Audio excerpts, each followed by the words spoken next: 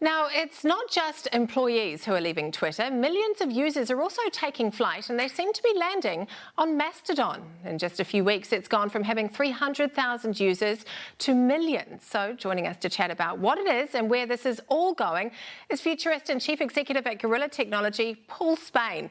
Welcome, Paul. So what exactly is Mastodon?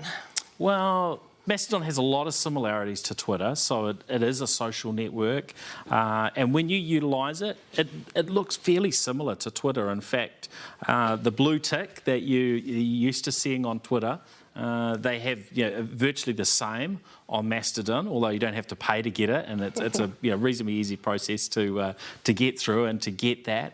But it's different in that it's not owned by one big giant company. So it uses open source or free software, and any individual or organisation can choose to host their own server, and so there's quite a difference. So it's sort of decentralised. What does that mean for the user at the end?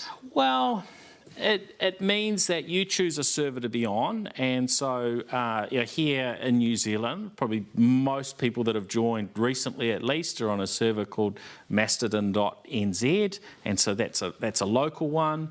But as a user, you aren't looking to one entity to sort of be responsible for everything around the platform. Like moderating. You're mostly sort of, I guess, trusting that local server and how they choose to run that. So that could be good or could be bad, depending on your perspectives. And what's it like on there at the moment? Because it's just had this big inundation of millions of users. So how is that affecting the platform?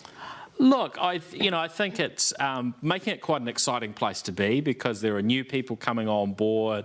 A lot of people have been commenting that it's like Twitter in the early days. Pressing reset back to what Twitter was like over a decade ago, and it was this new thing, and people were getting used to it, and they were following people and making new connections. Whereas, when you're on an established platform like Twitter, you kind of get used to what it is, and there's not that much new other than the changes that I guess are going on at the moment with Musk. Yeah, the ones behind the scene, which is sort of exciting, I suppose, but depending on who you are. But people will be switching over, and they'll be losing all of those followers, all that time and energy that they've invested in building up these millions of followers potentially, or even just thousands of followers. Sure. So what do you think it'll stick? Well, look, I think what we're seeing at the moment is those folks that are going across, a lot of them are staying, they're hedging their bets, as it were. So they've still got a presence on Twitter as well as on Mastodon.